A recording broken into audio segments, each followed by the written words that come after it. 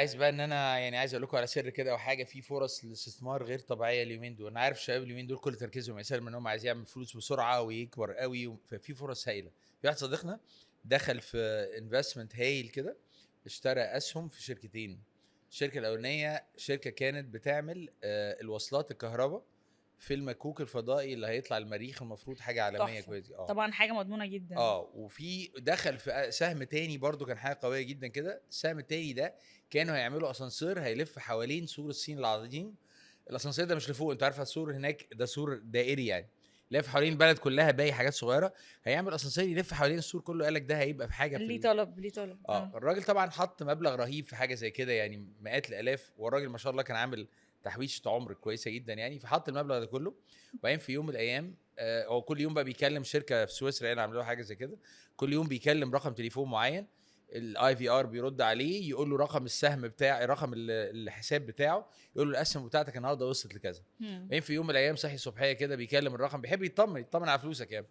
تقوم بيكلم تطمن على عموما طبعا فلوسك. على فلوسك، فبيكلم فالرقم ما بيجمعش. this number is not a working number.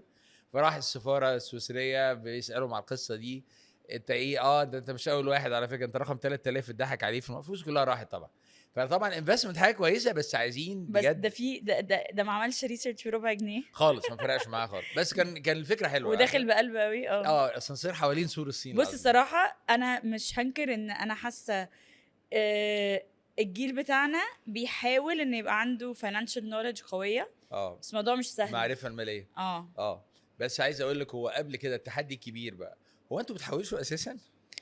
مش خدي عارفه. بالك قبل ما تجاوبي معلش، بيني وبينك ربنا ابوكي عارف انت بتحوشي يا سلمى. انتوا مين؟ انتوا كجيل ولا انت انتوا وجوزك كأسرة مبدئيا، ولا انت انتوا وجوزك مش هتكلم بقى. يعني نموذج للجيل كله. بنحاول ايوه. كلمه بنحاول بنحاول دي نقولها في الاسم ملهاش اي معنى خالص. بتحاولي ازاي؟ بتعملوا ايه؟ لازم يا جماعه نعترف ان الدنيا صعبه. الجيل بتاعنا غير الجيل بتاعكم، الجمله دي انا تعبت ومتطلبات خدتي بالك قلت لها كام الحياه حلقه دي على فكره؟ صعبه جدا. يعني كل شويه بتقولي الجمله دي الدنيا ضغوطات صعبه. ضغوطات صعبه. الضغوطات الكلمه دي غلط كمان، مفيش حاجه اسمها لا ضغوطات. بجد هو مين عارف يحوش اصلا يعني؟ معلش لا ممكن نقف بس يعني على فكره انا هضرب مثال بواحده هي صديقه عزيزه وغاليه عليا جدا، ممثله الجميله نشوى مصطفى. نشوى مصطفى طلعت معايا من سنين. هي كانت في الجامعه، كانت بتعمل حاجه ظريفه جدا، ما عندهاش فلوس ولا اي حاجه خالص. كانت بتروح بتشكك، عايز اقول لك بتشكك، عارفه كلمه بتشكك يعني؟ بتشكك تجيب فرخه وتشتري من ست طيبه غلبانه في السوق كده كيلو بطاطس، وتقسم الفرخه 4 وتعمل معاها بطاطس، تعمل 4 باكجز تروح تبيعها كل يوم في الجامعه، تعمل منها توفير قد كده صغير، ده بره البادجت بتاعتها، تحوشه على جنب. تحوش على جنب ايه؟ 2 جنيه 3 جنيه عشان توصل في الاخر 90 جنيه اللي هو بقى رقم لما بتتجمع عامة هو الواحد لو ركز وحاجات صغيرة ممكن يحوش، انا مش بقول لا، بس حلو. انا قصدي ان التحويش بتاع زمان اللي هو بقى انت تاخد جزء المرتب كل شهر بقى وتحطه وتقفل عليه والكلام ده، حلو. الموضوع مبقاش سهل، لان انت تقريبا اصلا عندك الناس معظمها عايشة باكتر اللي هم ما دي بيدخلوه. مشكله برضه، معلش ما ثانيه واحده. التحويش صعب، sources of income يعني قليل قوي لما يبقى عندك اصلا واحده بتكفي، فالناس بتحاول طرق كتير، بس الموضوع انا شايفه مش سهل لان طيب انا عايز ارجع تاني اقول لك، هو اي حد في الدنيا لازم هدف من كل حاجه، صح؟ انت بتحوش ليه؟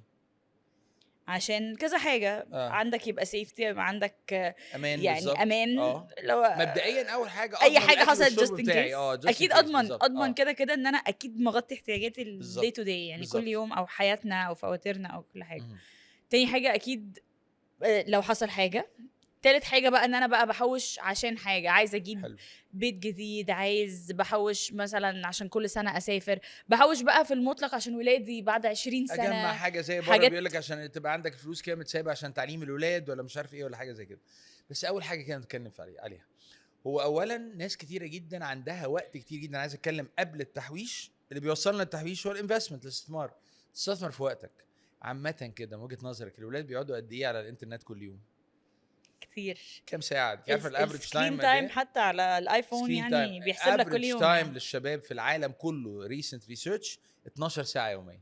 بقى في كل حاجه، سواء شغل او سواء مكالمات او فيها اكيد مش كلها ضايعه يعني. بالظبط. بس لما تيجي تفكري بقى هو الوقت اللي قد ايه، احنا قلنا الكلمه دي قبل كده وبنقولها كذا مره، اللي هو الكواليتي تايم. انا بقعد بجد قاعد بطلع قماش وانا على الانترنت، بتعلم حاجه جديده، بعرف معلومات عن خدمات اضافيه موجوده في حتت، بدل ما انا بضرب مشوار هيكلفني فلوس ان انا رايح مثلا بتاكسي ولا باوبر ولا بميكروباص ولا غيره عشان اروح اصور مثلا ورق ولا مش عارف اقدم في مكان ما. الكلام ده ممكن يتعمل اونلاين من غير الورق ولا غيره. عندي حاجات كتير جدا اعملها صح. طيب الكلام ده كله ما بنعملوش ليه؟ ما عندناش معرفه. فتلاقي نفسك دخلتي في حاجه ورا التانيه. احنا كل لحظه يا جماعه بتقول ان تقدير الوقت ده اكبر استثمار عندنا واكبر تحويش بيروح من عندنا الوقت. انا هموت واعرف هو ليه احنا في المدارس بيعلمونا الماث، يعني قصدي احنا بندخل في ماث حساب وساينس وفيزياء وبندخل في حاجات كتيره قوي. لو اوكي ليها علاقه بالمجال اللي احنا بندخل فيه تمام، يعني هندسه انا عايزه الماث ماشي، ليه بقى ما كانش فيه جزء ان احنا نتعلم على الضرايب والتحويش والانفستمنت؟ ما حدش فكر كده ولا هم مخبيين علينا حاجه ولا دلوقتي ايه؟ في العالم كله the buzzword هي اللي هي financial inclusion. financial inclusion اللي هي الشموليه الماليه دي، معناها ان انا عايز اولاد صغيرين حتى هم لسه في الحضانه يتعلم يعني ايه يعمل حاجات زي كده. وعايز اقول لك هي نفس القصه. احنا اول حاجه عندنا بتضيع فلوسها ان احنا بنحطها في حاجات غلط. الولد الصغير بيجي للبابا يقول له بابا انا عايز 10 جنيه. ما بيقولوش ليه، بيقولوا ليه مثلا، يقول له عايز اجيب شوكولاته، يقول له طب خد يا ابني كويس. طب هو السؤال المفروض معلش، ما دي اول خطوه بتبقى برضو من الكبار يعني هم بيتكلموا يعني، انت عايز ال 10 جنيه تعمل بيها ايه؟ عايز يجيب شوكولاته، الشوكولاته بكام؟ يبدا يفهم. دلوقتي اكيد باكتر من 10 جنيه. لا على فكره بلاش بقى كل الكتاكيتو ب 18 جنيه ماشي. الكتاكيتو مش هقول انت اكتر. لسه بتاكلي كتاكيتو يا سلمى؟ ايوه انا قصدي يعني انا بضرب مثل بحاجه منتج طيب بس محلي. على فكره لو رحتي في حاجات صغيره جدا ب 3 جنيه و4 جنيه لسه موجوده. لا والله انا بجيب طب من هاتها الكشك لي. كده. هاتها هجيبها لك الحلقه الجايه ولا ماشي هجيبها لك اصورها معايا على فكره. اثبت لي. طيب طبعا انا عارف، وعلى فكره في تحدي كبير جدا برضو، عايزين نكون واقعيين جدا. ما ينفعش يا جماعه الحوار ان الكبير في السن هو اللي عمال بيلاقي حلول لا مش قصدي حاجه مش قصدي حاجه يعني انت ازاي برضو متوقع؟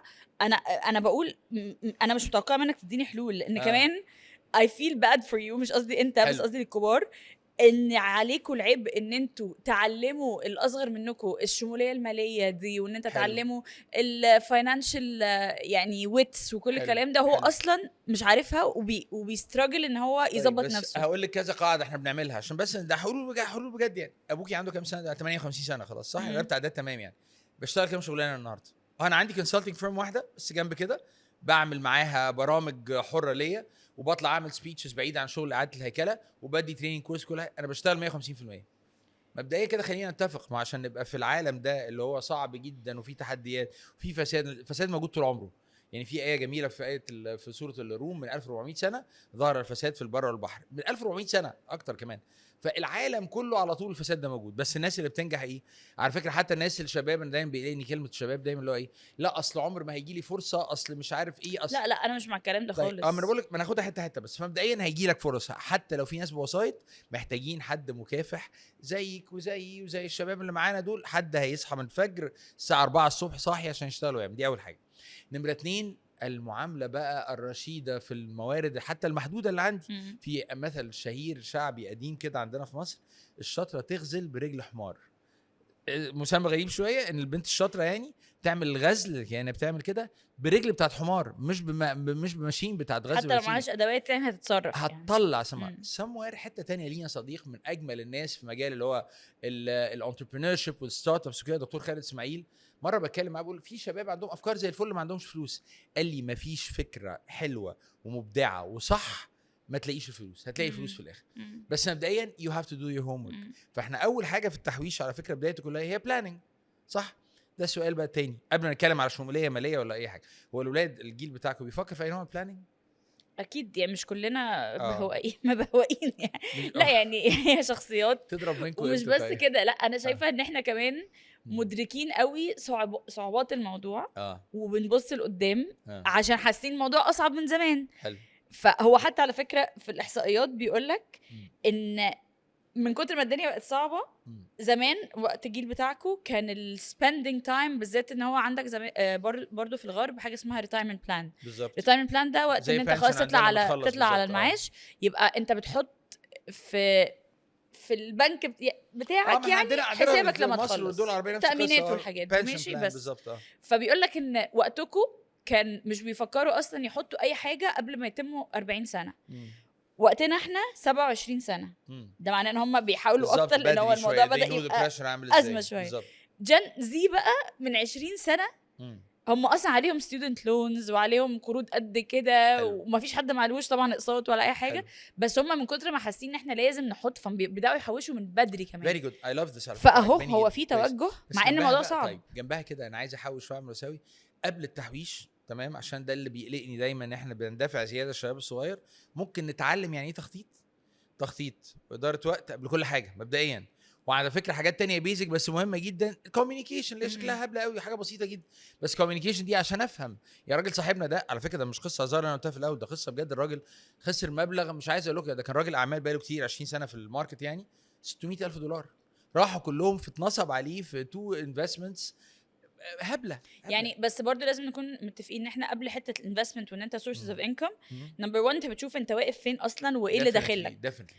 ونمبر 2 تشوف انت عايز تروح طيب. فين. وعشان كده انا اول حاجه بفكر فيها برضه عشان نقدر نحوش مظبوط غير التخطيط وكلام من ده، لازم يكون عندي ادج، لازم يكون عندي حاجه انا متفوق فيها، لازم ازود مهاراتي وامكانياتي عشان يبقى ليا اسم وطلب في سوق العمل، عشان الناس يجوا لي انت بالذات. على فكره انا ممكن اكل في المطعم ده، المطعم الصغير ده، احنا بنروح اسكندريه، معلش هنقول اسم مكان بحبه جدا، محمد احمد. اشمعنى بروح محمد احمد؟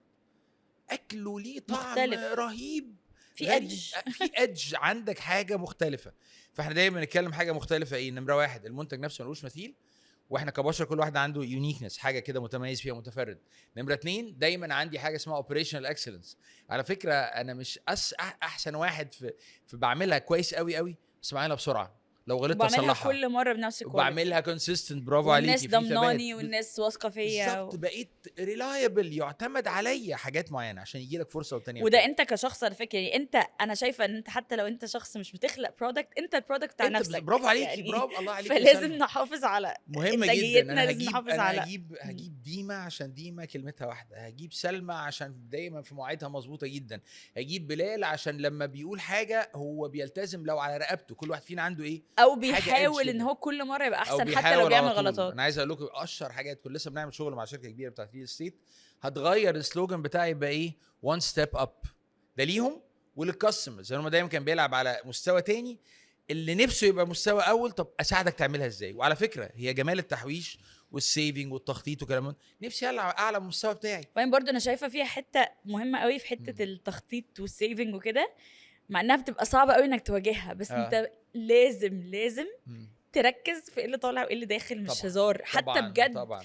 لو انت ناوي تحوش وناوي تبقى financially responsible وتغير حياتك، الوقت اللي انت دلوقتي فيه ده حاسس بأزمة مالية، لازم تركز انت بتصرف في ايه. طبعًا لان هتلاقي كل يوم حاجات صغيرة قوي بتجمع، وبتبقى على فكره انت مش عايز تواجهها. طبعا. انا مش عايز، برافو عليكي. واول طيب. ما بدات اعملها اتوجعت بقى، يا ربي انا مش قادره اواجه اللي انا بعمله ده. كنت مسافره، لما كنت مسافره مع جوزك في مغامره المجهول، الغربة. ولون مرعب هناك اللي هي اللون بتاع الاديوكيشن بتاع التعليم كده، ايه الهديه اللي انا بعتها لك على اللابتوب؟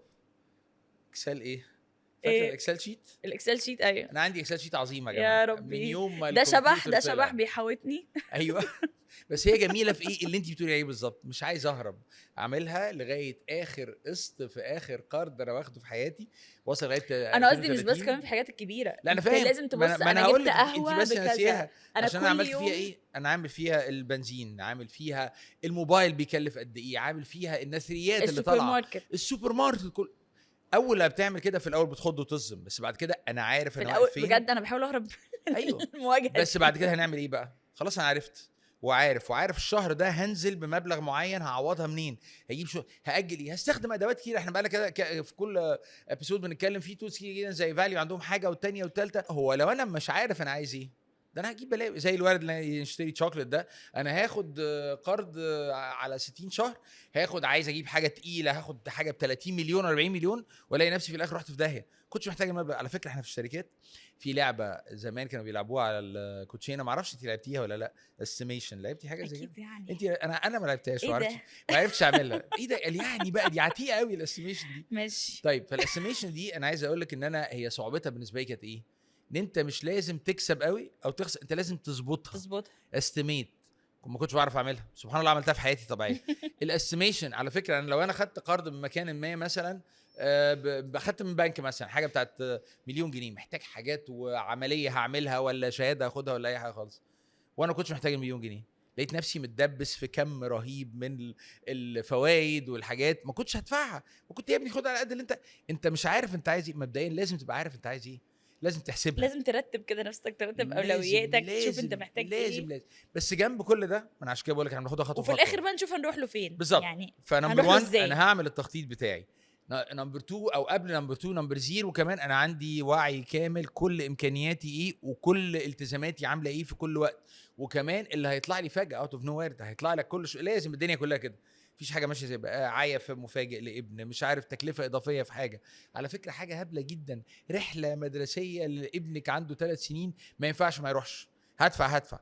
فالكلام ده كله لازم اعمل حسابي عليه. والحمد لله ما فيش شهر ما بيطلعش حاجات فجأة. حلو. يعني انت ده ظابط طبيعي. ان انت داخل لك لا كذا، طبعا وكل مشترياتك وكل مصاريفك كذا. حلو. كل شهر يبقى فيه اصل معلش في عيد ميلاد مش عارف ايه، اصل وهنا سي بقى في هنعمل سفريه ايه بقى؟ كذا، طيب. اصل حد عيه، طب هنعمل طيب. ايه يعني. هنا بقى الحته بتخش بقى الحته الاضافيه اللي هو لازم الديفرنشال اليمنت بقى، اللي هو العامل الفارق بالنسبه لنا. انت مهما حوشت من موارد محدوده هتفضل هي لازم نفكر ساعتها في الاستثمار، مش زي ما صاحبنا عمل بقى. بتكلم استثمار بجد. على فكره النهارده يا جماعه اسواق اللي هي البورصه في كل مكان كتيره جدا وكويسه جدا وكل حاجه، بس اسواق البورصه دي لو انت مش عارف انت بتعمل ايه، لان عندك دايما ما اعرفش شفتي فيلم، كان في فيلم عبقري اللي هو وولف اوف وول ستريت اللي هو كان اكيد بتاع ليوناردو دي ليو كابريو. مرعب لان هو بيقنعك باي حاجه لو انت مش فاهم، او بيقنعك باي حاجه لو انت رايح لحد اللي هو بتاع بروباجندا والاستعراض اللي هو بيسموه حتى في الادفرتايزنج الفانتسي ابيل، اللي هو بيجيب لك واحده مثلا وزنها 200 كيلو وهي سمره تماما مثلا وطولها 120 سم، وبعدين بيقول لك اول لما خدت الدواء التخسيس بقى طولي 180 سم وخسيت بقيت 50 كيلو وبقيت بلونديه. ما ينفعش كويس، ذاتس فانتسايزنج. فانت you need to go to investment things اللي هي ترايد، ناس عندهم ريبيوتيشن، زي ما انت عندك براند على فكره يور برودكت بتتكلم كمان عن ناس عندهم ريبيوتيشن وبراندنج. you have to choose right و من they have الأول the يعني. stories على فكره، حتى بيكلمونا في حاجات they have cases على فكره، سهم كذا طلع لكذا كذا. we're investing في حاجات مضمونه مش في مصر بس، في مصر في العالم كله، في اماكن في العالم على فكره فيها استقرار اكتر. وهرجعك تاني مهما كانت الانتيتي مضمونه وكل حاجه، بس جنب كده you need to understand انت what do you want from it بالظبط، وفاهم وبتتابع ومحدش يضحك عليك. على فكره لو جاي لك يا ده انا هحط لك في فند عبقري تبقى اغنى واحد في الدنيا، it doesn't work that way. ليها ابروتش كده. عندي سيفتي نت كبيره عامه وممكن تلحقني في اي حاجه يعني اي وقعه. هي الفكره انا بقول لك الموضوع صعب وكل حاجه، بس في تولز يعني. انا بقول على قد ما هو بقى صعب اوفر تايم، بس في حلول. الواحد لازم يعمل مجهود شخصي بصراحه ويحاول يوصل لها. يعني احنا مثلا انا عارفه ان value overall they are providing options for budgeting و for saving. مثلا they have a product اسمه اكيد، ف this is for saving definitely حاجه مهمه قوي ان احنا نبدا بيها. وبعد كده زي ما اتكلمنا ان انت عندك حته بقى الانفستمنت، ف you have product حلو قوي اسمه invest. وinvest ده طبعا انت عايز return on the long run، بتتكلمي على سكيل اكبر بقى، على سكيل اكبر. بس كمان الحلو قوي فيه ان انت ممكن يلحقك كده في ازمات. لان انت ممكن عندك daily returns و you can cash it out. فانا دلوقتي انا بقى انفست عشان on the long run عايز ان شاء الله يعني يبقى عندي return قوي. بس انا دلوقتي طبعا متطلبات الحياه زي ما بقول لك، شهر كده انت طلعت بفاتوره، حد عايز يعمل رايح دكتور ولا برودكت ولا عندك عيد ميلاد ولا اي حاجه، فالريتيرنز دي هي اللي بصراحه هتمشي الدنيا يعني. عايز اقول لك لان كمان البنوك عامه في الانفستمنت او في الحاجات دي قليل قوي اللي بيدي لك اللي هو ديلي كاش ريتيرن ولا حاجات اسرع ولا غيره، دايما هي تشالنج. والنقطه الثانيه برضو على فكره جنب الكلام ده كله لازم تكون فاهم الاوبشنز اللي قدامك. الناس بتوع الانفستمنت دول هو راجل محترف اداره بكل الصور، داخل في كل المجالات، فبرضه عايزك تكون داخل دايما. انا طول عمري حاسه ان انا خايفه ان انا اخد الخطوه دي الصراحه. بالظبط. الحمد لله بقى في تولز بتساعد، وكمان انت هتجربيها على سكيل صغير. this is the way to do it يعني. وتيك يور تايم. على فكره يا جماعه دايما علمونا واحنا صغيرين كده، اي قرار لو حد قال لك خده دلوقتي حالا ما تاخدوش. في الشغل في البيزنس في اي حاجه بتقول لا مش لاعب يا جماعه، مش عايز العب حاجه زي كده، هاخد راحتي على مهلي جدا، مش مستعجل على اي حاجه خالص يعني. طيب الوقت بيطير معانا كالعاده على فكره، لازم نعترف بس بحاجه قبل ما نقفل الحلقه. برضو الموضوع في جيلنا اصعب حتى بالتولز بكل حاجه. I'm just saying ان الحياه هكتك قوي. السورسز او بلاش السورسز، النيدز بتاعتك رايحه في اتجاهات كتير. ممكن اسالك سؤال واضح؟ الحاجه اغلى بكتير. طيب عايزه كام يا سلمى؟ عايزه كام؟ عايزه كام؟ عايزة لا كام؟ لا عايزه كتير. مش ما معقول. أعتقدش. خلاص بقى خلاص بقى. على فكره انا عايز اقول لكم حاجه، ان احنا يعني اجمل كلمه سلمى قالتها لي في يوم من الايام كده، كانت قالت لي بابي انا عايز اسالك سؤال، هو انت عادي كده يعني اللي انت بتصرفه علينا ده انت لا يعني ومامي؟ اللي هو كان بالنسبه لي الكونسبت غريب قوي قبل ما اخلف طبعا. آه. هو انتوا يا جماعه شغالين أيوة. مفحوطين ماشي، واصلا يعني الموضوع صعب. فاحنا عندنا مثلا حاجات الجامعه المصاريف، ولا عندنا مبلغ كبير، ببقى ازاي مش فاهمه البيرنتس ممكن يجوا يدوا كده ده لاولادهم كل دي فلوس. كل حاجه، اللي هو فاهم وانت قصدي. اكتشفتي الموضوع بعد كده غريب لما جدا. بقى عندك امين اكتشفت بقى ان انت احساسك من جواك بتحرمي بيحركك. نفسك من كل حاجه طبعا. وبعدين برضه انا حاسه في حته كمان الفاينانسز، يعني definitely المحرك بالنسبه لك مش بيبقى financial drive. يعني طبعاً. اعتقدش ان احنا كلنا عايزين اللي هو اوكي نبقى عندنا فلوس كتير. هي طبعاً. هدفها طبعاً. وراها حاجات، ان انت عايز سيفتي لاهلك، عايز طبعاً. تبسطهم، طبعاً. عايز انت طبعاً. نفسك تبقى مطمن من المستقبل. طبعاً. فهي for sure. في ناس طبعا على فكره هدفك ممكن يبقى financials، يعني عادي على فكره انت عادي جدا you لازم want income you مهم want. جدا. بس انا متاكده ان الدرايف بالنسبه لناس كتير قوي ان هي تظبط الفاينانشال ريسبونسبيلتي بتاعتهم كده طبعاً. وتشوف هي رايحه فين وجايه منين. اكيد هيبقى حاجه اكبر منها طبعا ودايما which نفكر is نفسنا الفاميلي which is يعني هاير فاليو هاير بيربس. كل حد فينا لو انت ما عندكش حاجه بجد بتحركك من جوه كل يوم تنزل لها، مهما عملت مش هتعمل حاجه. اغنيتك ايه النهارده؟ هي سهله جدا. ايه بقى ايزي ماني شارموفرز. بعد كل ده؟ دخلنا في ايزي ماني؟ ما حدش هيجي له ايزي ماني. انا يعني يمكن نفسنا تعالى نمانيفست كده. واول لما تيجي هتروح بنفس الطريقه. على فكره لازم نعملها كده بدراسه أيوة، وتأني أيوة، أيوة. وابلكيشنز إن شاء وحركات الله. وكلام من ده.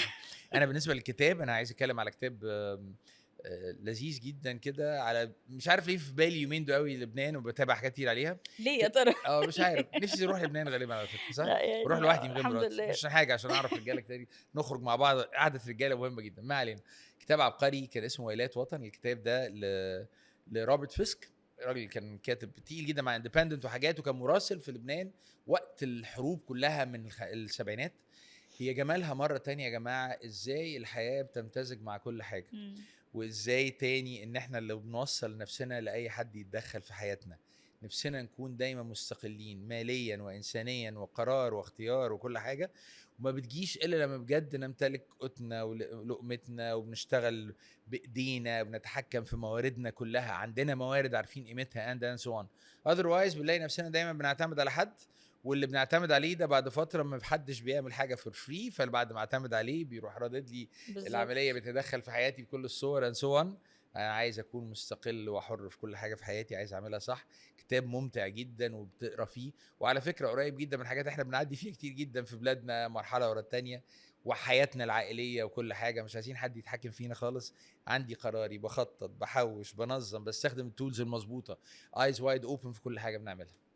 دي بالك من نفسك يا سلمى وما تحرقيش دم كتير، وطلباتك هشوفها بعد ما اخلص ان شاء الله. انا قلت حاجه انا كل الدنيا صعبه قلت لي 18 مره. المفروض الكبار هم اللي يقولوا الدنيا صعبه على فكره. ده علمونا زمان الحمد لله يعني الدنيا مشيت معاهم. ماشي. ده احنا بنقر كمان. لا ما شاء الله. الله اكبر الله اكبر. خدوا بالكم نفسكم ما تكلموش حد غريب. خلاص ثانك يو فيري ماتش. ثانك يو يا جماعه انتوا سمعتونا لاخر الحلقه. احنا على انغامي، موجودين على ابل بودكاست، موجودين على سبوتيفاي، على ديزر، على امازون ميوزك، وطبعا هتلاقونا على السوشيال ميديا، على انستغرام وعلى تيك توك وعلى فيسبوك، وكمان ثرو البلاتفورمز بتاعت فاليو.